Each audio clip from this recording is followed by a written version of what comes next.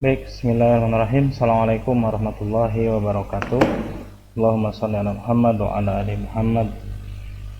Semoga kita semua dalam keadaan yang sehat walafiat dan semoga kita semua masih diberikan keinginan untuk terus tetap belajar.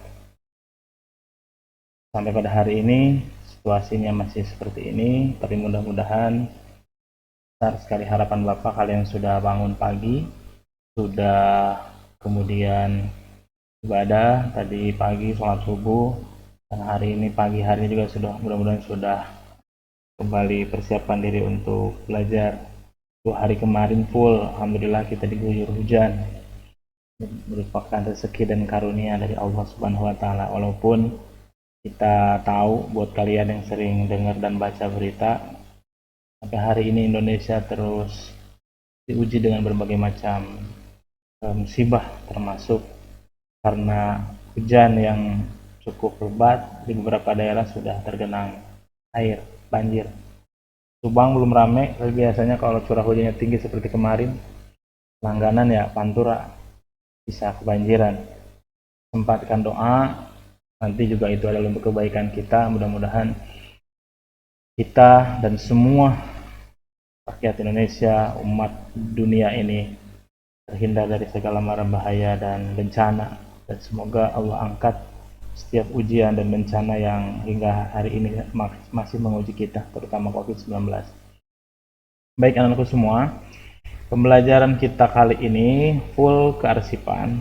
Inginnya kita luring, tapi ternyata kemarin juga Bapak masih koordinasi sama Bu Yofi, kurikulum, termasuk dengan Bapak Kepala Sekolah. Nah, kita masih belum ada jadwal untuk luring. Ya, entah kenapa, Bapak juga tidak tahu. Ya, mungkin ada kekhawatiran nanti di antara kita ada yang menularkan COVID-19. Alhamdulillah. Bapak inginnya kita segera praktek, ya. Kalau tidak salah, modul sudah datang di meja Bapak. Nggak tahu kalau untuk kalian. Bapak cek pagi hari ini materinya sangat jauh sekali sudah pada penggunaan arsip. Kalau materi sudah di penggunaan arsip, materi berikutnya adalah nanti pemeliharaan arsip. Setelah pemeliharaan arsip nanti ada penyusutan arsip, pengurangan. Setelah penyusutan arsip ya tinggal penghapusan arsip, selesai, materinya sedikit lagi. Padahal kita yang kita ujikan nanti pada saat uji kompetensi dan skill yang kebanyakan harus dimiliki oleh kalian, apalagi hubungannya nanti dengan PKL misalkan pada saat kita mau ke industri, sebenarnya adanya di praktek bagaimana kita menerima arsip, memproses arsip sampai pada saat menyimpan arsip. Ya, jarang kemudian kita ada pekerjaan di mana kita harus mengambil arsip, apalagi sampai menggunakan, kita tidak sampai di situ. Ya, makanya materinya sangat jauh. Mudah-mudahan kalian bisa kejar dengan cara membaca saja. Ya, jadi banyak baca. LKS-nya dibaca, berusaha memahaminya dengan mengisi pertanyaan-pertanyaan yang ada di LKS. Biasanya kalau kita sudah ngisi, mau baca, kalau sudah baca kan ada yang kita simpan dalam memori kita, nanti ada yang kita ingat. Prakteknya sebenarnya sederhana kearsipan. Bapak jamin deh, kalau kita misalnya praktek 1, 2, 3 kali, apa yang akan kita ujikan nanti di uji kompetensi itu ada di praktek itu, ya. Tapi Bapak akan coba, mudah-mudahan nanti Bapak dampingi di rumah, ya. Jadi kalian praktek di rumah, nanti Bapak dampingi di sekolah. Hari ini mungkin Bapak kirimkan naskahnya, cuman nanti mohon maaf karena memang naskah itu harus diperbanyak gitu. Artinya kalian mungkin nanti kalau ada yang punya printer di rumah, ngeprint, nanti diperbanyak oleh teman-teman gitu. Jadi tidak dikolektif sama Bapak, karena cukup riskan juga kalau misalnya di print di sekolah kemudian Bapak fotokopi kemudian harus dibayar oleh kalian. Jadi lebih baik nanti Bapak kirim filenya, salah satu di antara kalian yang punya print mungkin nanti akan ngeprint, nanti diperbanyak saja buat prakteknya, ya. Nah, sebelum ke situ Bapak akan mengulang tentang arsip dinamis. Nah, sebelumnya dulu di video YouTube Bapak pernah share satu video pembelajaran tentang arsip dinamis. Cuman waktu itu Bapak bahas secara umum. mulai dari apa itu arsip, peralatan arsip, sampai waktu itu pernah hampir ke praktek pengurusan arsip. Nah, itu belum belum banyak yang dibahas. Hari ini spesifik tentang arsip dinamis, yang mudah-mudahan eh, sebelum kita masuk ke penggunaan arsip, kalian harus tahu dulu apa sih arsip itu, ya. Baik, pernah Bapak bahas. Materi ini sebenarnya materi lama, tapi masih relevan dengan materi-materi hari ini. Nah, dulu Bapak dapat pada saat sekolah kita sering ikut kelas industri, jadi kita mendatangkan seorang trainer dari alumni Universitas Negeri Jakarta UNJ, yang dulu juga sebenarnya sering kerjasama dengan beberapa sekolah Yadika di daerah Jabodetabek. Termasuk kita pernah kerjasama. Bapak dapat materi dari Pak Haidir. Ya, dulu sering datang ke sini, terkenal. Angkatan 1 sampai 4 lah ya kalau tidak salah. Dulu kita sering ketemu sama Pak Haidir. Nah, arsip dinamis. Apa itu arsip dinamis? Ya, sebelumnya dulu juga pernah Bapak sampaikan. Nah, sebelum ke sana, ini adalah pengertian dari arsip menurut pemerintahan kita, Undang-Undang Nomor 7 Tahun 1971 tentang ketentuan pokok kearsipan. Jadi arsip itu adalah naskah yang dibuat dan diterima oleh lembaga negara dan badan-badan pemerintah dalam bentuk corak apapun, baik dalam keadaan tunggal maupun kelompok dalam rangka melaksanakan kehidupan pemerintah. Jadi undang-undangnya adalah tentang dokumen pemerintah. Nah, namun ini tentu saja diadaptasi oleh pihak swasta, perusahaan, seperti nanti misalkan tempat kerja kalian. Akhirnya pengertiannya sama-sama saja itu, naskah yang dibuat. Ya, naskah yang dibuat dan diterima. Makanya dalam kerja kita sebagai kearsipan, kita tidak hanya mengurusi surat yang kita terima, tapi yang dibuat oleh instansi kita juga kemudian akan kita arsipkan. Makanya yang dibuat dan diterima itu yang akan kita simpan, dan itu yang namanya arsip, yang nanti menjadi apa yang kita kerjakan dalam keseharian kerja kita, ya. Kalau kita kerja di unit kearsipan. Baik, berkas yang memiliki informasi dan bernilai guna, ya. Ini juga arsip. Berkas yang memiliki informasi dan bernilai guna serta saat ini tidak digunakan, itu arsip. Ya, walaupun tidak digunakan itu tetap arsip. Ya, karena dia punya nilai informasi. Sesuatu yang berisi informasi itu juga arsip. Memiliki nilai guna itu arsip. Saat ini tidak digunakan. Ya, walaupun hari ini tidak digunakan tapi dia punya informasi, maka itu disebut arsip, ya. Perlu untuk disimpan. Suatu saat, kenapa disimpan? Karena suatu saat bisa jadi kita masih membutuhkannya. Ya. Jadi contoh kita punya edaran tentang rincian biaya sekolah. Nah, itu kan kadang-kadang kita baca satu kali kita merasa cukup dengan itu. Artinya kita bisa mengingat. Tapi kan tidak serta-merta kemudian kita buang. Pasti kita juga kepikiran bahwa suatu saat mungkin kita akan membutuhkannya lagi untuk ditengok, dilihat, karena mungkin kita akan lupa. Makanya kita simpan meskipun kita tidak gunakan. Nah, itulah arsip. Dia berkas, dia punya informasi di dalamnya, akhirnya dia punya nilai guna, walaupun tidak digunakan, tapi tetap kita akan simpan. Karena bisa jadi suatu saat nanti kita akan membutuhkannya. Nah, itu alasannya kita simpan. Ya. Nah, kalau kearsipan itu arsip ya. Kalau kearsipan itu adalah prosesnya. Proses penyimpanan arsip secara sistematis agar mudah diketemukan kembali. Jadi dia disusun, ya, disimpan pakai cara, ya, pakai sistem agar ditemukan kembali. Jadi kearsipan itu suatu cara, metode, sistem untuk menyimpan arsip, bagaimanapun itu caranya menyimpan arsip, tapi bukan hanya untuk disimpan dengan mudah. Ya, tujuannya sistem ini juga nantinya biar mudah dalam menemukan kembali arsipnya. Makanya bukan asal simpan, tapi pakai cara menyimpannya seperti apa supaya nanti jika dibutuhkan kita mudah kembali menemukan. Itu namanya sistem kearsipan, ya. Makanya fungsinya, ya, fungsi arsip itu kan ada bukti otentik, ada sumber ingatan, ada bahan pengambilan keputusan, ada tentang sejarah perusahaan, ya, ada tentang indikator perkembangan. Nah, ini fungsi arsip, ya. Ini bagaimana mungkin kemudian dalam perusahaan kita menyia-nyiakan sebuah dokumen atau arsip, padahal fungsinya luar biasa. Jadi setiap dokumen yang kita ciptakan, ataupun setiap dokumen yang diterima oleh perusahaan kita, bisa jadi fungsinya ada 5 seperti ini. Ya, bukti otentik, sumber ingatan, informasi itu ya.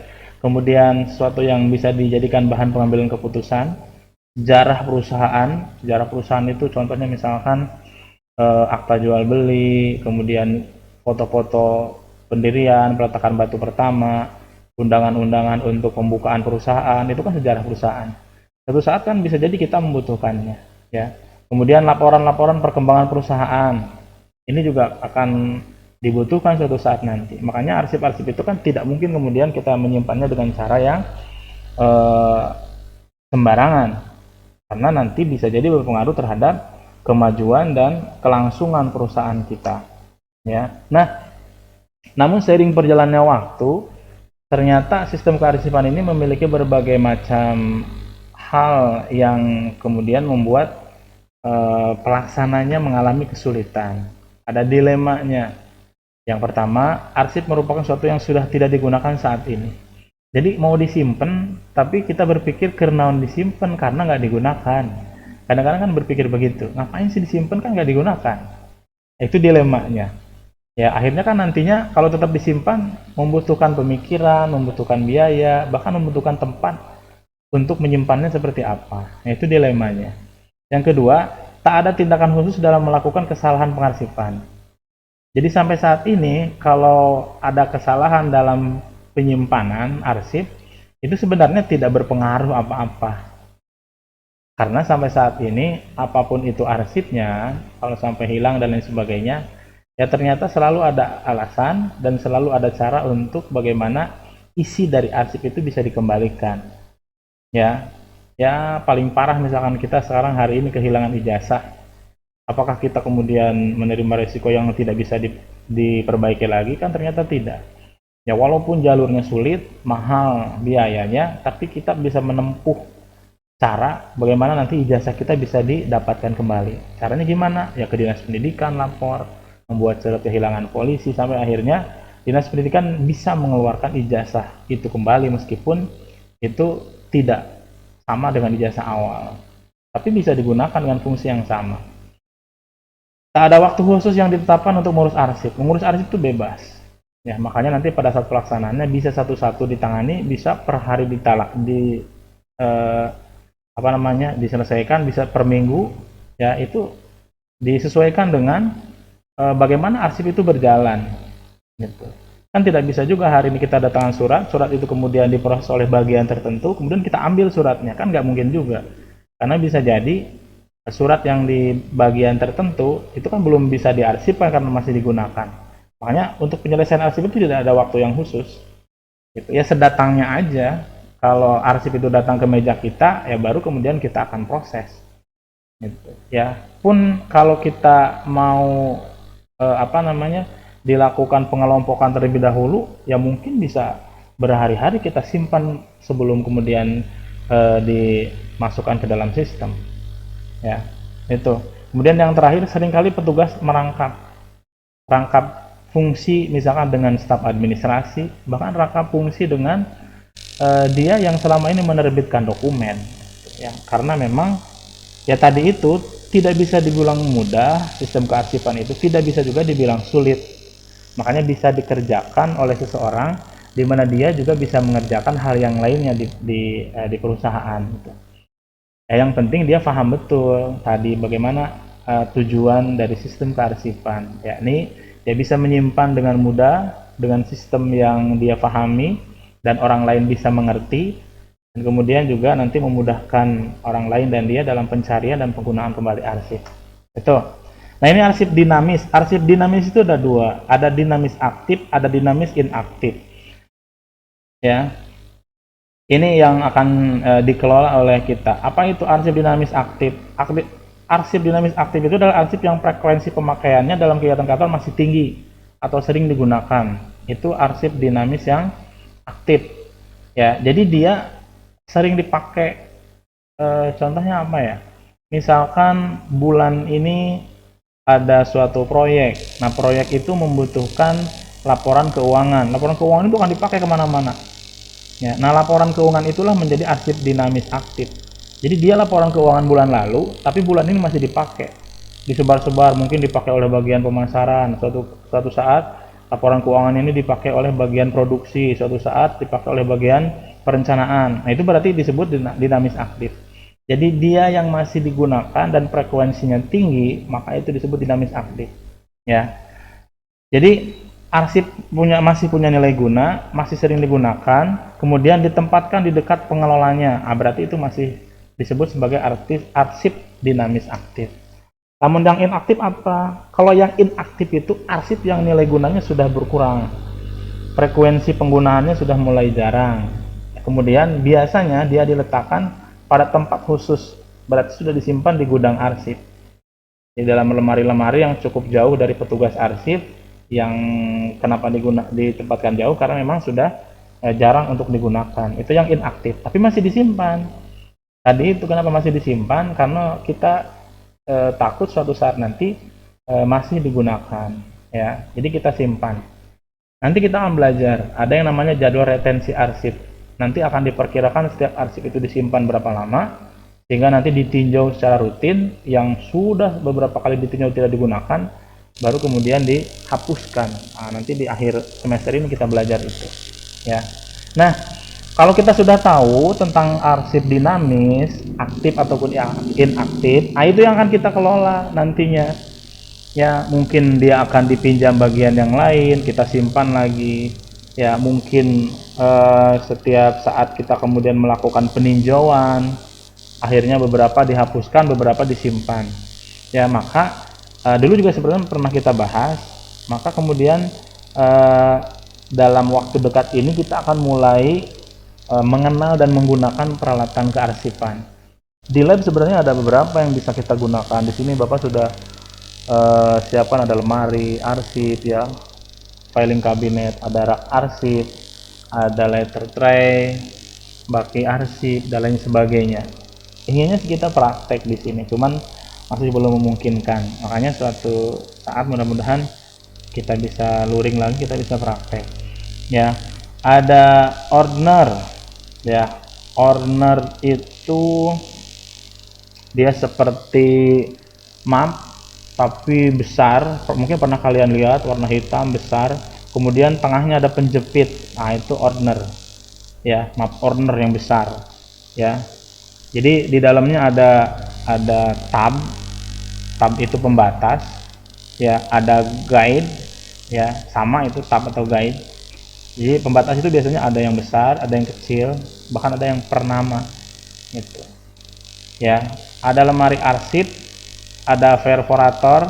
Jadi lemari arsip itu lemari biasanya kita dari besi, di sekolah ada, ya. Perforator itu pelubang kertas. Jadi dia yang bisa dimasukin ke ordner atau yang berhubungan dengan ordner, ya, itu ada lemari arsip buat menyimpannya, ada perforator buat melubangi arsip yang kemudian nanti setelah dilubangkan biasanya dijepit di tengah-tengah ordner, ya. Kemudian ini yang ada hubungannya sama filing cabinet. Filing cabinet sama, di kita punya rak besi. Kalau filing cabinet itu bentuknya yang bisa ditarik, jadi bukan dibuka, ada pintunya tapi ditarik kayak laci gitu. Di dalamnya ada hanging folder. Hanging folder itu map gantung. Ada guide juga, ada pembatas tiap masalah, tiap keunikan, ya, itu pakai guide. Kemudian ada list of file. Ada di sana ada semacam buat nama arsipnya gitu. Ya, biasanya kalau yang modern saat ini kita bisa beli gitu, ya, semacam dari plastik, tapi kita pun bisa buat dari kertas. Ini bisa ditempel di hanging folder. Itu peralatan utama, ya, ada ordner, ada filing cabinet gitu. Nah, kemudian juga kita membutuhkan komputer. Untuk apa komputer? Ya, biasanya nanti, apalagi kekinian saat ini, kalau dulu komputer hanya sebatas untuk membuat format-format yang dibutuhkan, kayak format buku agenda, format kartu kendali, format peminjaman, ya, format pengembalian, format kehilangan, format apa tadi, buku retensi, jalur retensi. Dulu hanya untuk membuat format, tapi kan kekinian sekarang komputer justru dijadikan sebagai alat penyimpanan arsip dengan cara di-scan, kemudian filenya disimpan di komputer. Dulu kita pernah praktek itu pada saat kita PKL dulu. Di tempat PKL kita seperti di Bea Cukai Purwakarta, arsipnya sudah pakai komputer. Jadi siswa harus bisa scan, habis scan kemudian disimpan filenya di komputer. Printer kita saat ini kan scanner juga. Nanti kita bisa praktek. Jadi kita scan, filenya kita simpan di komputer. Jadi komputer lengkap, termasuk softwarenya, ada scannernya, ya. Polanya nanti menyimpan semua arsip, menyimpan arsip keluar. Nanti juga maksudnya di komputer itu nanti kita akan buat folder surat masuk, folder surat keluar, folder semua arsip. Nah, nanti kita bisa buat di komputer. Dan kita ada, insya Allah ada. Pun kalau tidak kita punya laptop, ya nanti kita praktekkan. Mungkin kalian belum begitu mengenal scanner, tapi rata-rata sekarang apapun itu kan di scan. Kayak pembuatan KTP kan kita sekarang foto kita di scan, ya itu. Nah, pola kerja kearsipan, dulu juga pernah kita bahas, ada sentralisasi terpusat, ya biasanya di ruang tata usaha. Di situ petugasnya ada arsiparis, nama petugasnya. Jadi khusus, bukan disatu dengan staf administrasi. Ya, dia ada arsiparis, kemudian semua arsip terpusat dan biasanya menggunakan kartu kendali. Itu yang sentralisasi. Kalau di Yadika contohnya sekolah misalkan, kita ada 3 unit ya di Yadika Kalijati, ada SMP, ada SMA, ada SMK. Nah, kearsipannya itu dipusatkan di tata usaha. Nah gitu. Jadi arsip SMP, arsip SMK, arsip SMA disimpannya di tata usaha. Nah, ada kepala TU-nya kan, ya. Nah, itu sentralisasi. Nggak boleh disimpan di masing-masing unit, disimpan di tata usaha. Makanya di situ ada petugas arsip, ya, ada arsiparis. Kalau pinjam pakai kartu, nah, karena nanti kan harus bertanggung jawab, bisa hilang dan lain sebagainya. Nah, ini gambarnya seperti ini contohnya. Ada 1, 2, 3, 4, 5, misalnya ada 5 bagian. Semua arsipnya ditujukan ke pusat, gitu, di tata usaha. Tugasnya namanya arsiparis. Tidak boleh nyimpan di bagian-bagian. Ya, itu kalau pola sentralisasi. Kalau pola desentralisasi itu justru kebalikannya, dilakukan di masing-masing bagian. Dilakukan oleh sekretaris atau tenaga administrasi, disimpan dekat dengan tempat kerja. Hanya arsip bagian saja. Ya. Jadi, tapi yang disimpan hanya arsip bagian. Misalkan kita di sekolah, kalau arsip SMK polanya desentralisasi, maka arsip SMK disimpannya di SMK, arsip SMA disimpannya di SMA. Contoh misalkan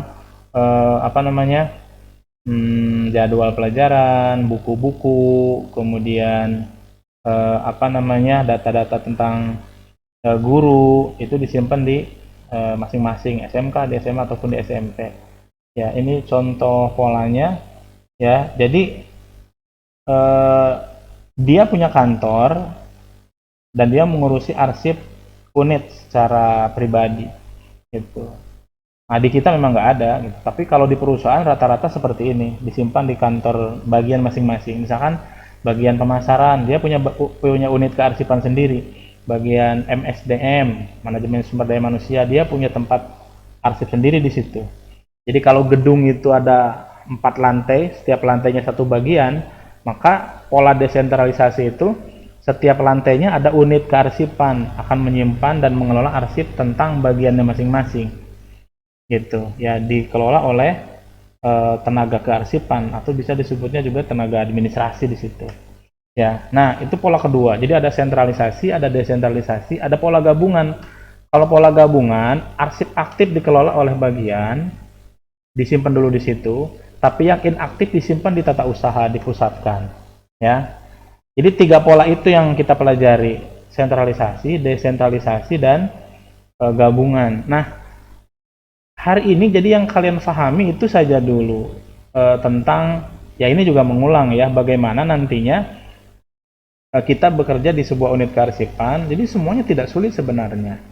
Ya, asal kita paham apa itu arsip, apa tujuan arsip, apa itu sistem kearsipan, apa tujuan sistem kearsipan, Ya, kemudian bagaimana arsip dikelola, ya, itu dengan peralatan-peralatan yang bisa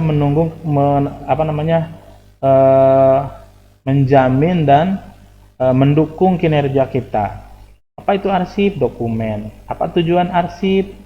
Itu kan untuk menyimpan informasi, untuk memberikan informasi. Apa itu sistem kearsipan? Sistem kearsipan itu adalah cara yang digunakan untuk menyimpan dan menemukan kembali arsip. Kan gitu. Apa tujuan sistem kearsipan? Menyimpan dengan mudah, menemukan kembali dengan mudah dan aman. Nah, itu kan tujuan sistem kearsipan. Ya, bagaimana pola kerja kearsipan? Tadi ada sentralisasi, ada desentralisasi, ada gabungan. Ada yang dipusatkan, ada yang disimpan di bagian-bagian, ada yang gabungan. Gabungan itu tadi arsip bagian disimpan di bagian, tapi arsip yang sifatnya umum, perusahaan disimpan nanti dipusatkan di tata usaha. Itu saja mungkin pahami sekarang. Nah, makanya untuk tidak sampai ngebayang-bayang, kita nanti sedikit saja praktik tentang bagaimana menyusun arsip. Nah, minimal nanti kita prakteknya di map dulu, map Snell Hector. Kalian sering menemukan map plastik yang dalamnya ada penjepit. Nah, itu nanti kita praktek itu. Ya, nanti Bapak kirim tugasnya, ya. Jadi nanti konfirmasikan ke teman-teman siapa yang punya printer, atau kalian mau di rentalan silakan nanti printer, nanti didiskusikan dengan KM, nanti siapa yang akan memperbanyak. Nah, minggu depan kan kita korespondensi, minggu depannya lagi nanti Bapak bikin video bagaimana cara menyusun arsip, nah, nanti kalian praktekkan di rumah. Oke, hari ini itu saja untuk mengulang, supaya kalian tidak terlalu jomplang kalau lihat LKS atau modul, itu terlalu jomplang materinya. Ya, tapi dibaca juga, silakan dibaca LKS-nya, dikerjakan untuk mengingat, nanti tugas-tugasnya Bapak kirimkan. Ya, itu saja mungkin hari ini dari Bapak. Terima kasih. Semoga semua masih sehat selalu. Assalamualaikum warahmatullahi wabarakatuh.